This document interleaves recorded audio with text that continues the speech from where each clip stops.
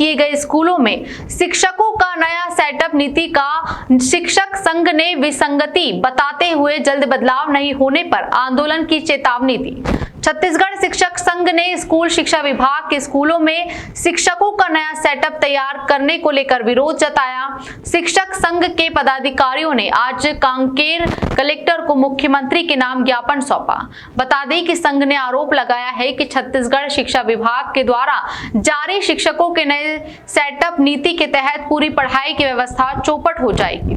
सरकारें शिक्षा के भविष्य की चिंता ना करें तो शिक्षा की व्यवस्था अंधकार में चली जाएगी।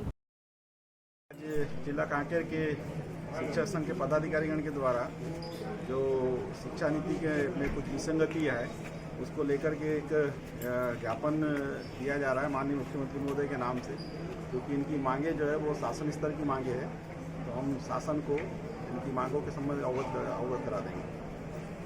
छत्तीसगढ़ शासन का जो शिक्षा विभाग है, शिक्षा विभाग ने स्कूलों की एक पद संरचना का आदेश जारी किया है, सेटअप का आदेश जारी किया है।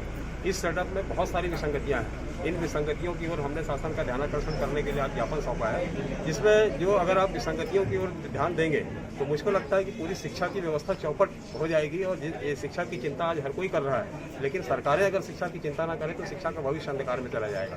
अभी देखिए, सबसे बड़ी बात यह है कि संस्कृत विषय जो है, छत्तीसगढ़ में संस्कृत आयोग गठित है और समय समय पर आयोग के मेंबर्स जो होते हैं हर जिले में विजिट करते हैं और ये बताते हैं कि संस्कृत को किस तरीके से हमको स्थापित किया जाए यहाँ।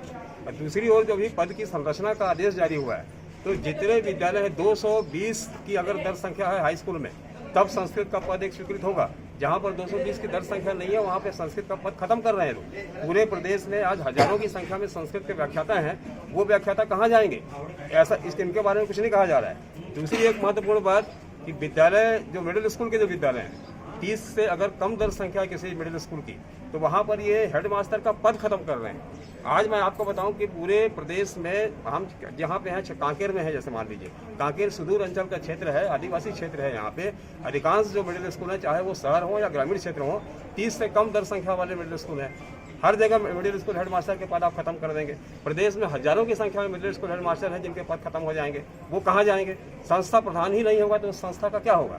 अगर मान ये कलेक्टर अगर इस जिले में ना हो और ये कह दिया जाए कि डिप्टी कलेक्टर को कलेक्टर का प्रभार दे दिया जाएगा, तो जिले का विकास और जिले के अन्य कार्य किस तरीके से संचालित होंगे? ये बहुत सामान्य सी बात है।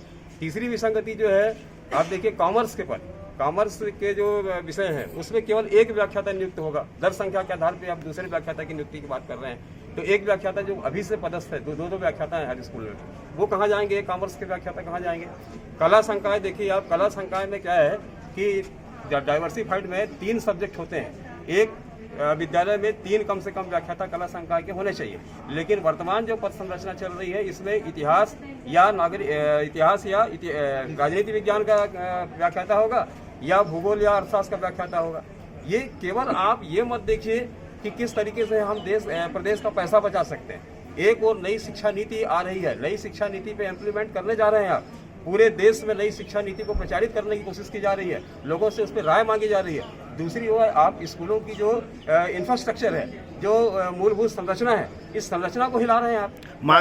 मांगे पूरी नहीं होने की स्थिति में क्या होगा? मांगे पूरी नहीं होंगी तो देखिए, इतने शिक्षकों का भविष्य जो है, हम उसको देख करके संघर्ष आगे जारी रखेंगे। अनिश्चित कारण आंदोलन की स्थिति आएगी तो वो भी करेंगे।